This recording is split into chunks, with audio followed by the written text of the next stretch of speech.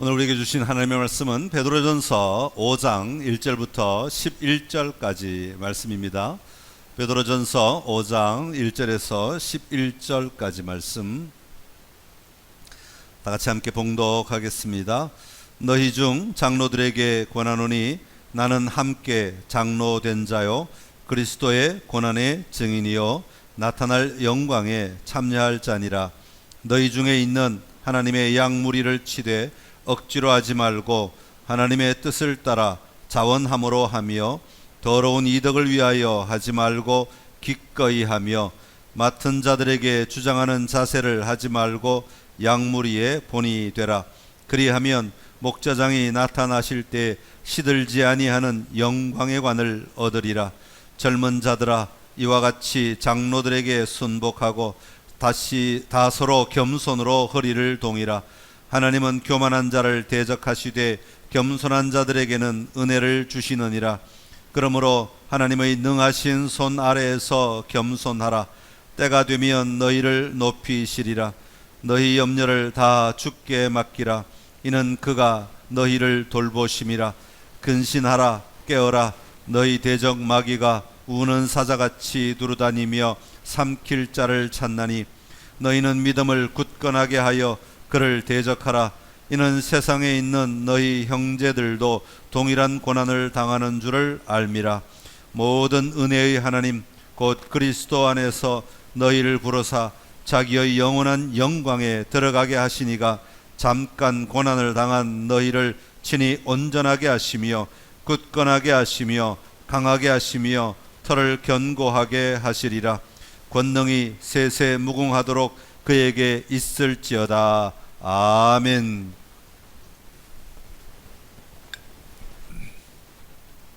오늘은 슬기로운 그리스도인 네 번째 시간, 우리 베드로전서 마지막 시간입니다.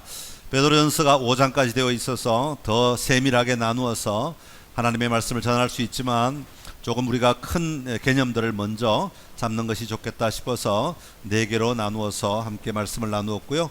오늘은 마지막 시간으로 슬기로운 그리스도인 교회 생활에 대해서 함께 하나님의 음성을 듣기를 원합니다.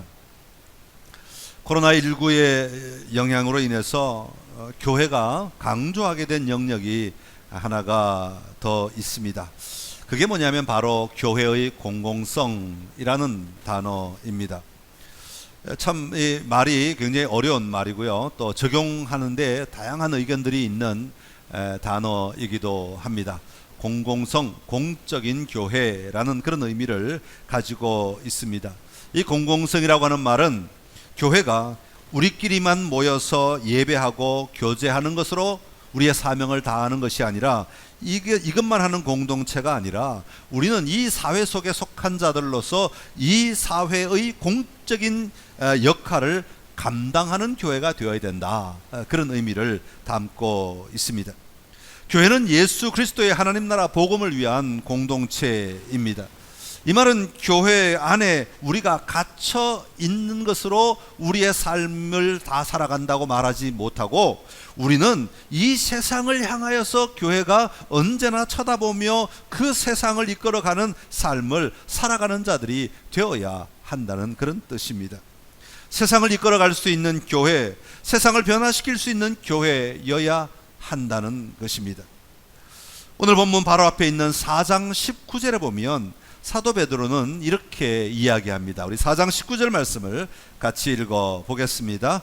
그러므로 하나님의 뜻대로 고난을 받는 자들은 또한 선을 행하는 가운데 그 영혼을 미쁘신 창조주께 의탁할지어다. 아멘. 비록 고난 속에 있지만 여전히 선을 행하며 살아가는 삶, 그것이 바로 교회가 해야 할 삶의 모습이라는 것입니다. 오늘 우리가 이 땅을 살아가면서 마땅히 선을 행하며, 선이란 것은 가장 좋은 것, 가장 아름다운 것, 가장 귀한 삶들을 살아내는 것을 이야기하죠. 이 선을 행함으로 살아가는 교회가 되기 위해서 오늘 교회가 무엇을 준비해야 하는가, 오늘 교회의 삶은 어떠해야 되는가, 우리 교회로서 우리의 생활은 어떠해야 하는가 하는 것을 사도 베드로가 우리에게 이야기해 주고 있는 것입니다. 오늘 이 말씀을 통해서 우리에게 주어진 환경 속에서 슬기로운 그리스도인으로서 교회 생활에 승리하는 은혜가 우리 선창의 모든 가족들 안에 있게 되기를 간절히 기원합니다. 가장 먼저 슬기로운 그리스도인으로서 우리의 교회 생활은 우리가 리더로 살아야 하는 것입니다. 한번 따라합시다. 리더로 살아야 합니다. 오늘 본문에 보면 이 글을 읽는 대상을 장로라고 이야기하고 있습니다. 1절에 보니까 너희 중 장로에게 권하노니 그렇게 말해요. 근데 이제 오늘날도 우리 교회도 장로님들이 계시지만 우리 장로님의 장로라는 직분과 이 베드로 때의 장로라는 직분이 같을지는 잘 모르겠어요. 아마 조금은 차이가 있지 않을까 싶어요. 지금은 여러 직분들이 있지만 그 당시에는 여러 직분들이 없었기 때문에 이 장로는 조금 다른 의미가 있을 것입니다. 이것을 좀 다른 말로 보면 교회 지도자들에게 주시는 말씀이라고 표현할 수 있습니다. 그러니까 이 장로는 지도자라는 개념을 가지고 있는 단어라고 보는 것이 조금 더 이해하기가 쉬울 줄로 압니다. 그래서 저는 오늘 이 장로라는 단어를 리더라는 단어로 좀 바꾸어 보았습니다. 요즘 리더라는 말을 참 많이 쓰는데 리더는 어떤 사람입니까? 리더는 다른 사람을 이끌어갈 수 있는 사람이 리더입니다. 앞장서서 모든 일들을 주도하며 끌고 갈 수 있는 사람, 다시 말하면 다른 사람을 인도할 수 있는 사람이 리더인 거죠. 나의 삶으로 말미암아, 내 말로 말미암아, 내 행동으로 말미암아 다른 사람에게 영향을 주고 영향을 받은 그 사람이 나로 말미암아 움직일 수 있다면 우리는 다 리더가 되는 것입니다. 특별히 우리는 그냥 세상의 리더로 멈춘 자들이 아니라 영적 리더인 것이죠. 여러분, 영적 리더는 어떤 사람들입니까? 하나님의 말씀으로 다른 사람들에게 영향을 미치는 사람들이죠. 하나님의 가치관을 가지고 오늘 이 땅을 살아가면서 세상 사람들이 가야 할 방향들을 분명히 보여주고 드러내고 제시할 수 있는 사람이 바로 영적 리더가 되는 것입니다. 아무리 환경이 고난이 있고 어려움이 있고 힘든 상황이라 할지라도 그 상황 속에서 분명한 우리의 정체성을 잃지 아니하고 우리의 삶을 살아감으로 말미암아 하나님 나라의 복음이 우리를 통해 전해질 수 있도록, 다시 말하면 영향을 끼칠 수 있도록 만들어가는 사람들이 바로 다 영적 리더인 것이죠. 그런 의미에서 예수님은 참 훌륭한 리더였다는 것을 우리가 잘 알고 있습니다. 예수님이 사역하신 3년 동안 예수님 주변에는 언제나 예수님을 힘들게 하고 예수님을 끌어내리려고 하고 예수님을 욕하고 예수님을 비방하고 예수님을 괴롭히는 자들로 가득했던 것을 우리가 잘 알고 있습니다. 바리새인들이나 서기관들이나 공회원들이나 언제든지 예수님 주변에 졸졸 따라다니면서 싫으면 안 따라다니면 될 텐데 싫은데도 기어코 따라다니면서 예수님의 말이나 행동을 트집 잡아서 어떻게든 예수를 끌어내리려고 그렇게 애를 쓰며 살았던 사람들, 그 사이에 예수님은 사셨습니다. 그들이 마지막으로 한 게 무엇입니까? 마침내 예수님을 십자가에 매다는 일까지 가게 된 것이죠. 여러분, 그럴 때마다 예수님은 어떻게 사셨습니까? 그 나라를 피해 다른 나라로 도망가지 않으셨습니다. 그 사람들을 피해 다른 지방으로 가지 않으셨습니다. 당연히 고난이 있을 줄 아시면서도 그 고난 속으로 들어가 마땅히 하나님의 아들이신 예수님으로서의 해야 할 일을 하시며 사셨던 것이죠. 그러니까 예수님이 가는 곳마다 고난이 가득한 곳에 치유가 일어나고 회복이 일어나고 자유가 일어나고 평화가 일어나게 되었던 것이죠. 예수님이야말로 그 삶의 자리를 바꾸시는 훌륭한 영적 리더로 사셨던 것입니다.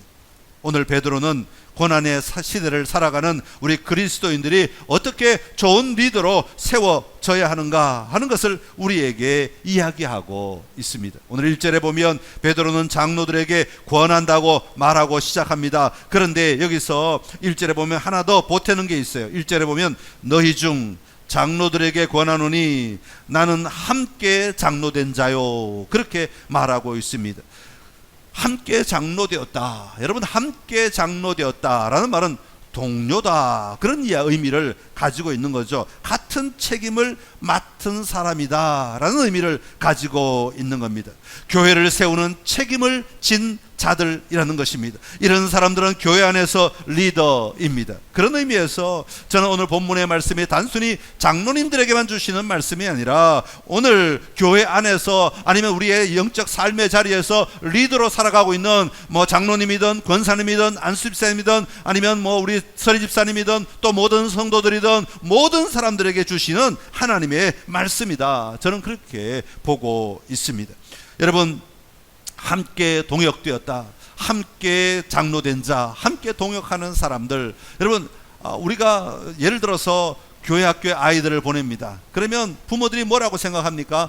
교회 학교 갔으니까 우리 아이는 영적으로 잘 자랄 거야, 신앙교육을 잘 배울 거야, 그렇게 생각을 합니다. 그러나 여러분, 일주일에 1시간, 2시간 교회 와서 그 아이의 인생이 바뀌는 것을 경험한다는 건 참 쉽지 않은 일이에요.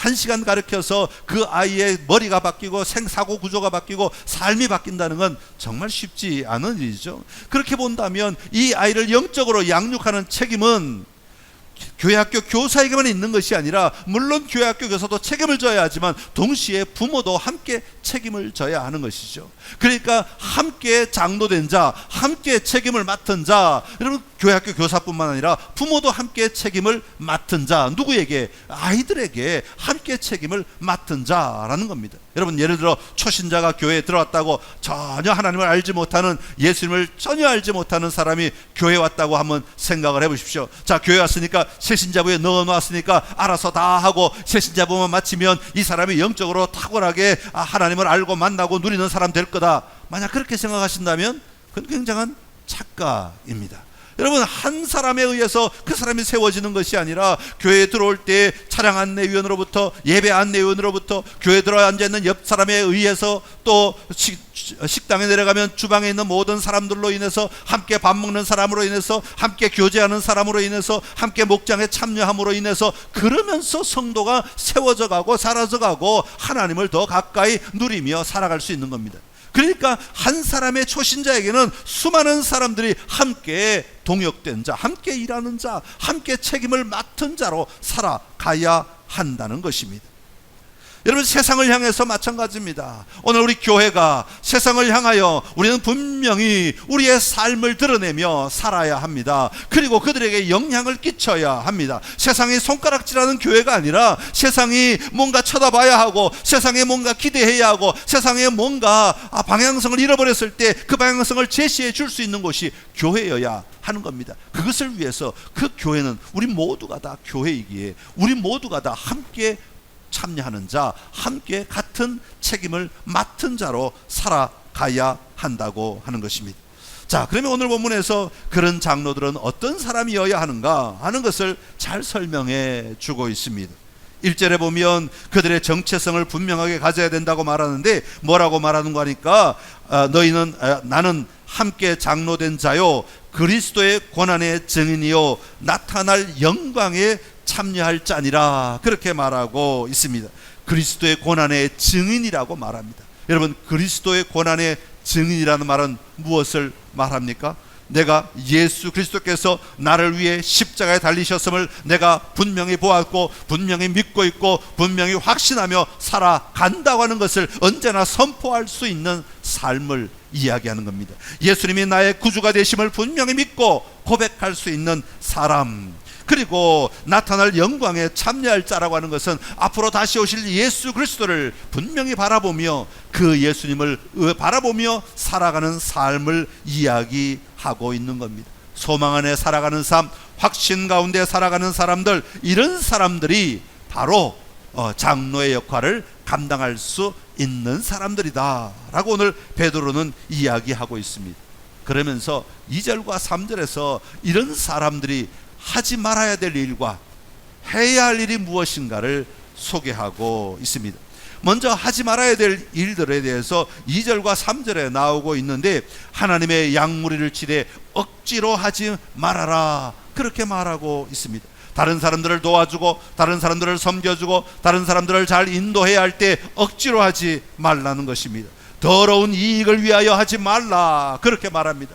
하나님의 복음을 전하면서도 나의 개인적인 호주머니를 채우기 위하여, 나의 유익만을 위하여 그 일을 하면 안 된다라고 이야기하고 있는 겁니다.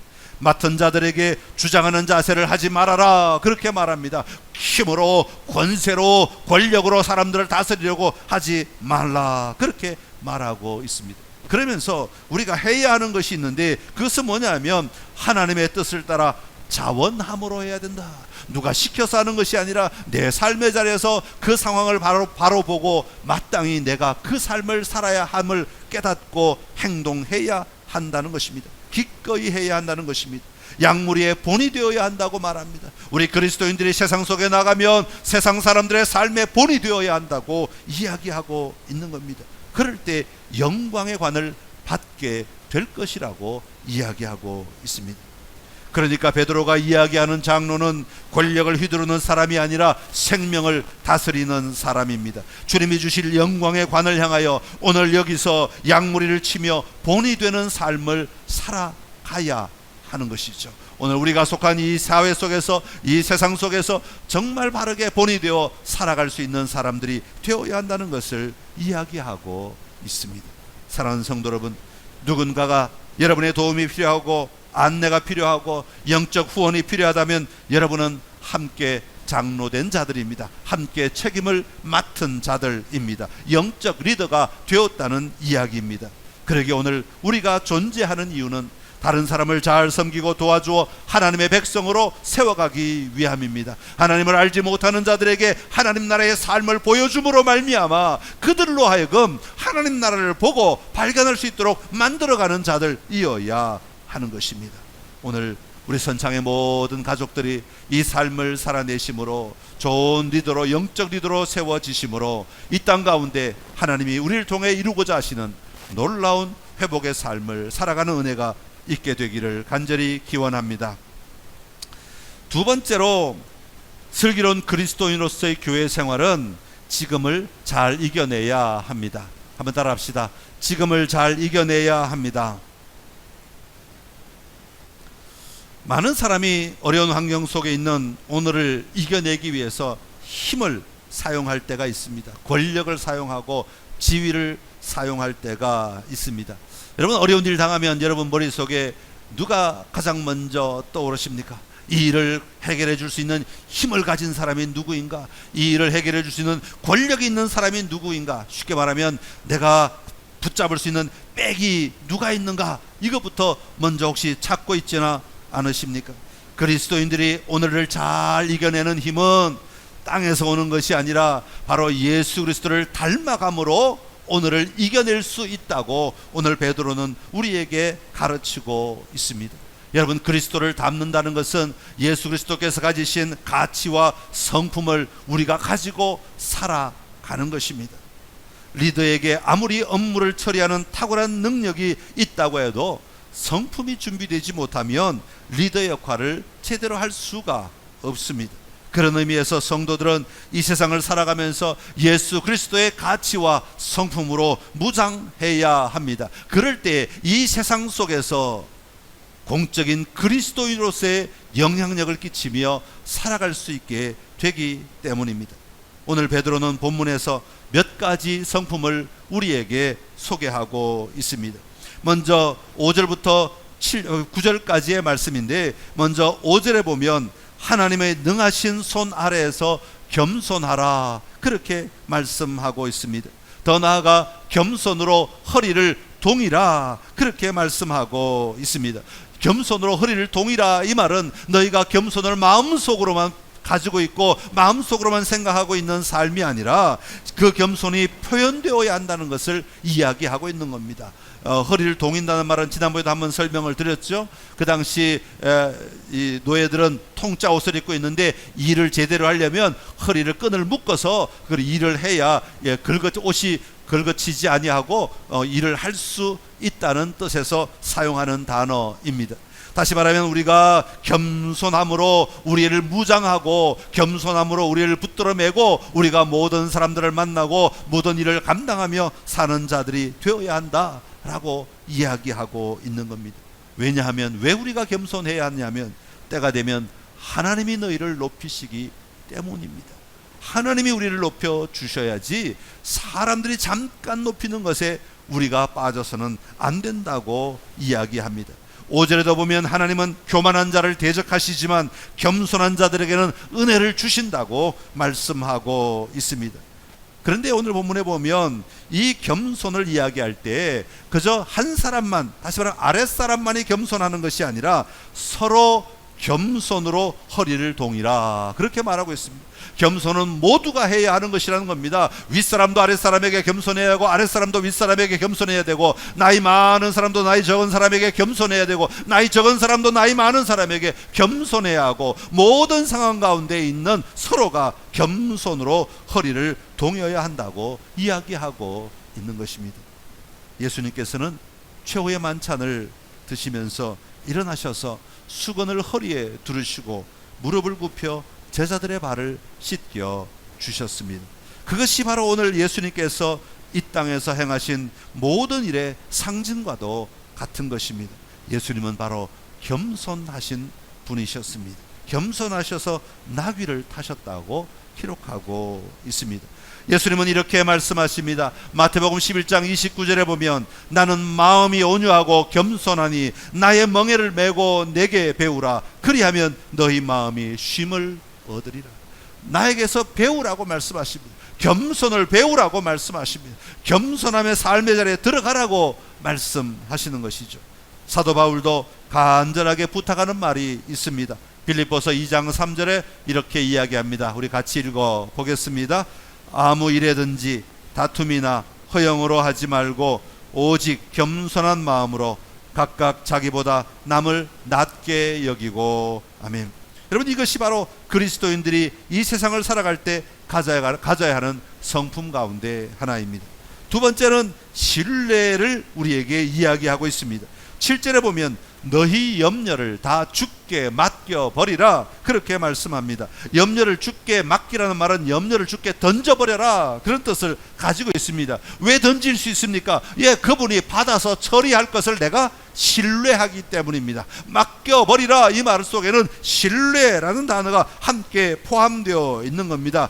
염려라고 하는 단어는 여러 조각으로 나누어져 있다, 그런 뜻입니다.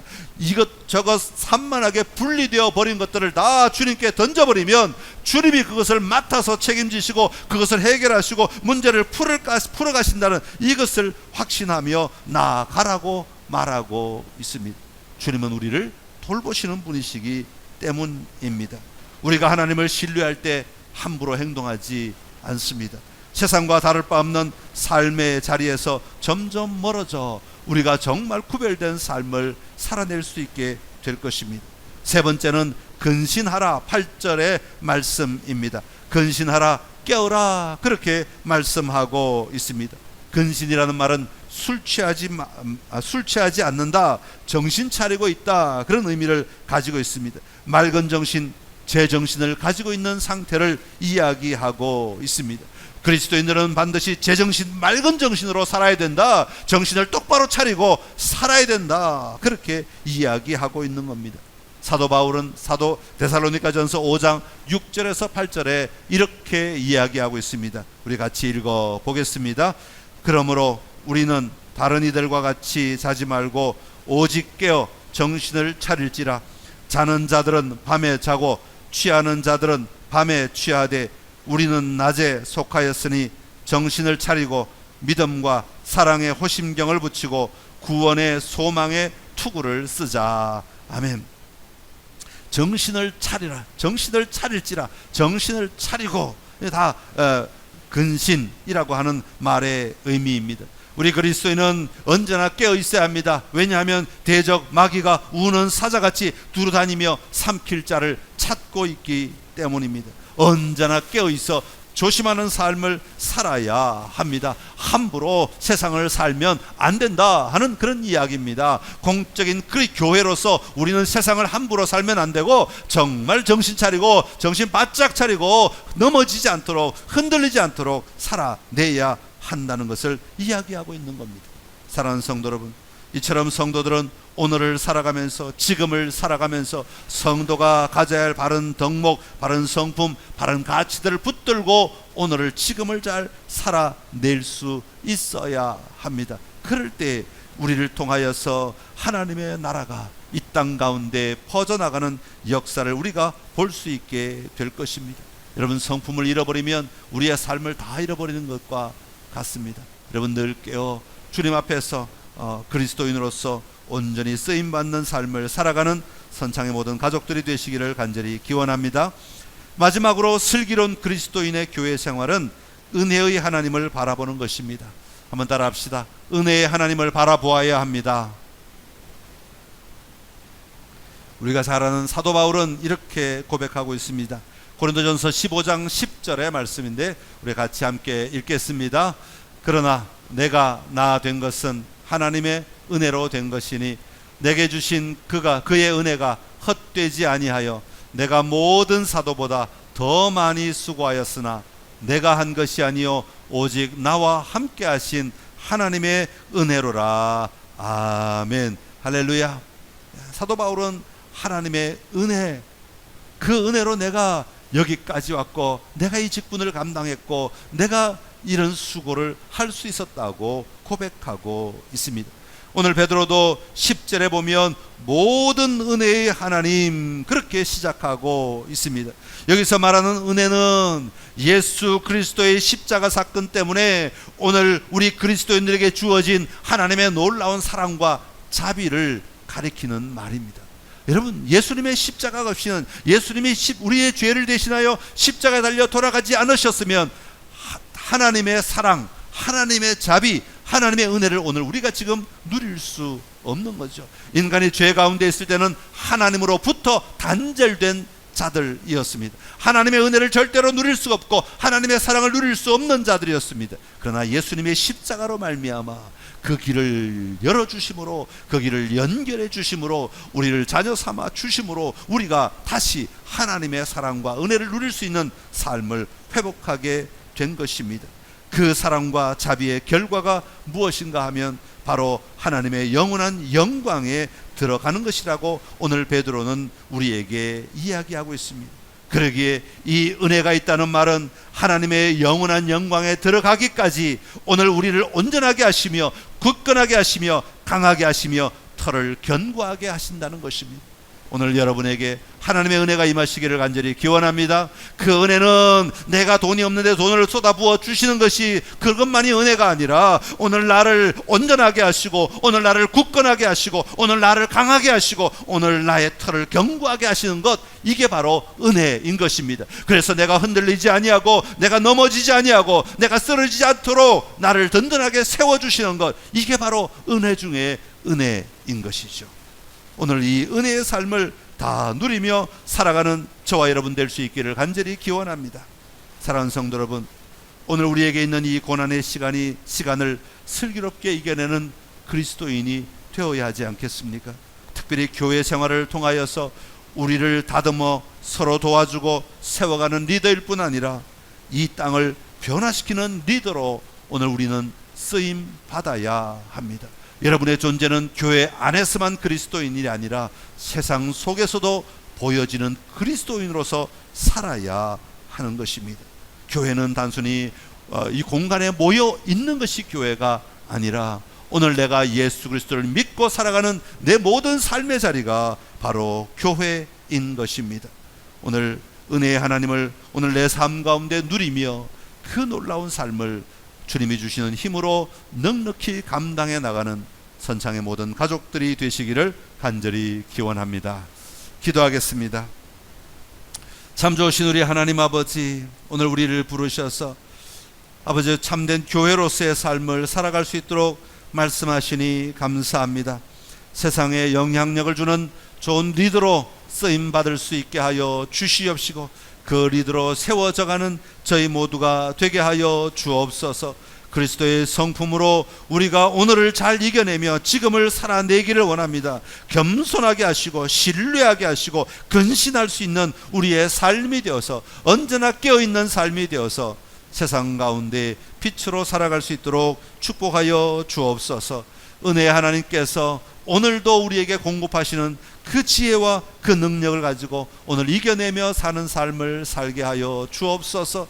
아버지, 우리 모든 선창의 가족들이 슬기로운 그리스도인으로서 교회 생활을 통하여 이 땅에 참으로 우리가 존재해야 할 이유를 분명히 드러내며 밝히며 살아가는 모든 가족들 될 수 있기를 원하옵고 감사드리며 예수님의 이름으로 기도드리옵나이다.